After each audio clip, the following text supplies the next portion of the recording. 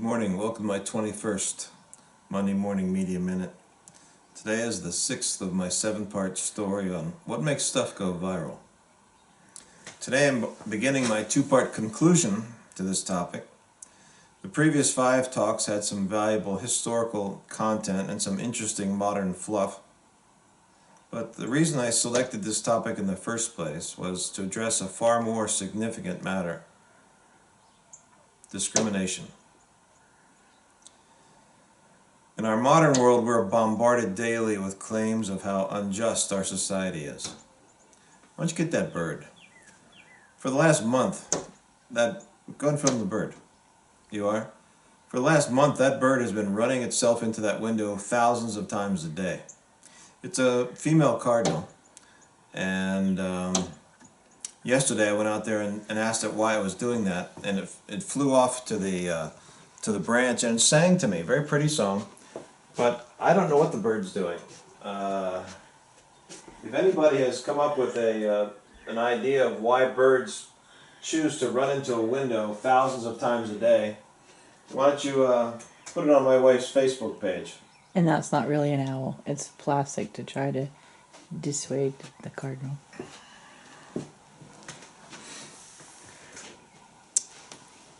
We're bombarded daily with all kinds of claims about how unjust a society we are.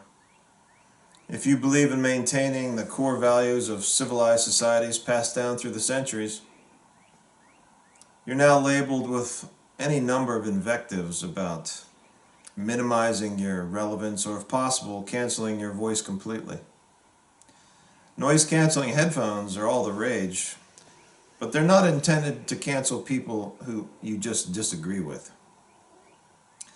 I believe America offers the best opportunity to create a life that maximizes your potential. And it's the fairest country in the world.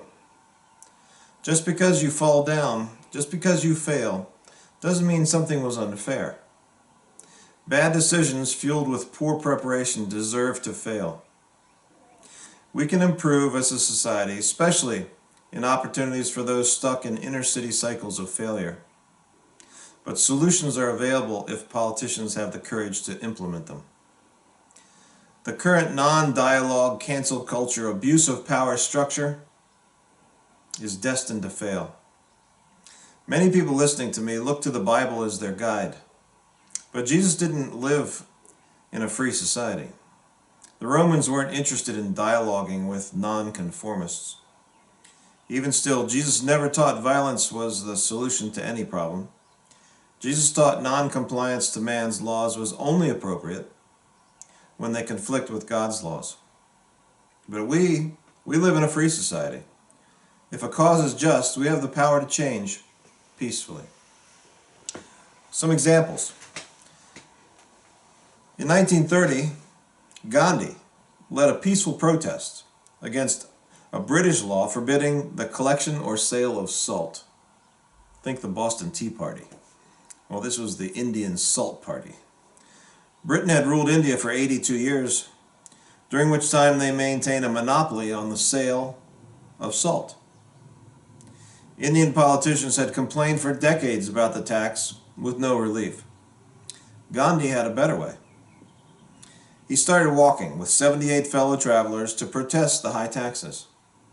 This peaceful band walked 240 miles in 24 days to the Arabian Sea to pick up a handful of salt. 1930. It wasn't illegal to walk 240 miles. It was illegal to pick up that salt. He disobeyed a law. But you have to look at laws. How silly is it to have a law that says you can't pick up salt? Some laws ought to be disobeyed. 17 years after that, this peaceful yet defiant act, India gained independence from Britain. Gandhi said, "Nonviolence is an intensely active force when properly understood and used." This is the direct opposite of the way our country did it with the Tea Party. That violence that started in Boston Harbor ended up costing Americans $1,200 per person, but more importantly, it cost the lives of 25,000 soldiers and another 25,000 severely injured soldiers. Those numbers may seem almost inconsequential, 25,000, 50,000 people, but remember what the population was in those days. The population of the United States was about 2 million. And so we're talking about a significant number of loss. With our current population of 333 million, that would be the equivalent of the loss of 8.3 million people. Now you say, well, what's 8.3 million people?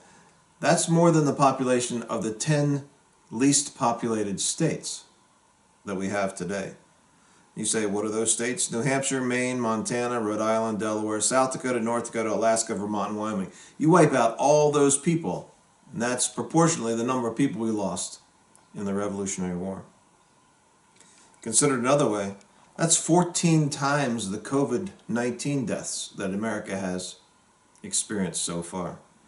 That's more than twice the number of COVID deaths worldwide. So it was significant. Gandhi, almost nobody died. Revolutionary War.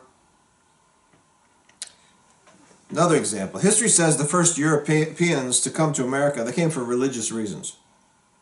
They wanted religious freedom. In 1859, as part of new Queen Elizabeth's regime, she implemented religious reforms, which included weekly attendance at church, the Church of England. It was mandatory. The Puritans were called separatists because they decided they weren't going. And so they were assessed a fine of $27 for each service they missed.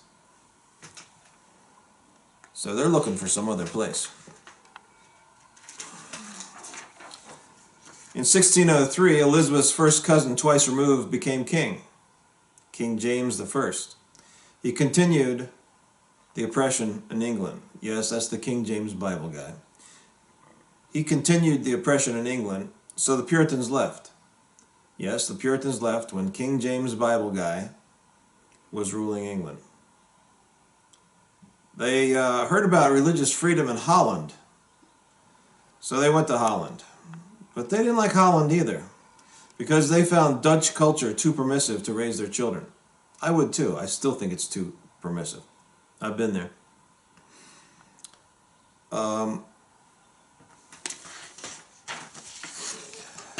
Here's a drawing of William Bradford leading his merry band off of the Mayflower to the Plymouth Rock area.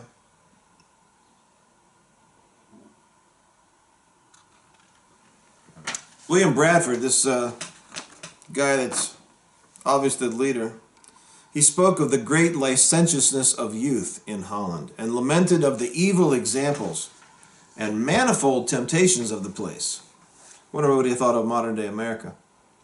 A second reason they left Holland was what for Bradford called the hardness of the place. Most immigrant families, pilgrim families, were farmers back in England. They had farms, they had land. They go to a new land, they don't have any. There's no farmland for them. So they began working dusk to dawn, 6 days a week, doing textile work, carding, spinning, weaving. They worked in their own tiny little homes, a couple hundred square feet, tiny homes, merely to stay alive. So 12 years after arriving in Holland, they hopped on the Mayflower to make a free life in the New World. But instead of religious freedom, what they established in Plymouth was a society where they had the power to discriminate against anyone from a different religion. Another example, one of the most important rights for a free people is the right to vote. In the 17th century, most of the 13 colonies restricted voting to only a select few. Voting requirements varied by state, but were usually based on race, religion, gender, wealth, education. In 1789, the Constitution was passed. It guaranteed states the right to set voting requirements. Usually this right was limited to property owning or tax-paying white men. They made up 6% of the population. The first state to eliminate the property requirements was New Hampshire.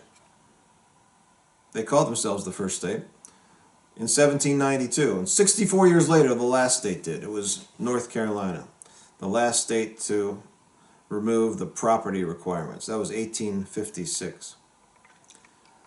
By 1828, almost all white men could vote. And in the 1840 election, more than 80% of them did. But what about women? It seems unimaginable today, but women could not vote in this country until the sparsely populated territory of Wyoming permitted them in 1869. They became the first state to allow women to vote when they became a state in 1890. It's 130 years ago, 131 years ago. A group of mostly Quaker women pioneered the women's rights movement in America. Here's one that wasn't a Quaker. Elizabeth Cady Stanton. She had some flaws, but she was one of the leaders. She was a wife and mother of 7 children. She was from a place in western New York called Seneca Falls. In 1848, she and a bunch of Quaker women had a rally for women's rights. Over 300 people attended, and they produced a document. The document reads a lot like the Declaration of Independence, except a few words are changed to allow women to do things that men could do in the Declaration. It was signed, of those more than 300 people, it was signed by 68 women and 32 men, including the prominent abolitionist named Frederick Douglass. He was at this women's meeting and signed the manifesto. But the country was not interested in women's rights at this time. It was deliberating slavery and had civil war on its mind. It was expected that after the war, women would get the vote along with the former slaves. But no. In 1870, the 15th Amendment passed, but it only granted voting rights to black men. It took 72 years, but the document that was organized in 1848 by Elizabeth Cady Stanton and a bunch of Quaker women. It fueled a movement that culminated with the 19th Amendment that was signed August 18th of 1920. It was the 19th Amendment, which says, "The right of citizens in the United States to vote shall not be denied or abridged by the United States or by any state on account of sex." Well, I've given you a bunch of examples. Which of these examples do you think most accurately reflects Jesus' way to change the society? Instead of me telling you what I think, why don't you write an answer on Pam's Facebook page? Next time, I'm going to conclude this series of talks about what makes stuff go viral with a look at another example of voter disenfranchisement. Have a happy day, and let me know about why that bird's running into that window all the time.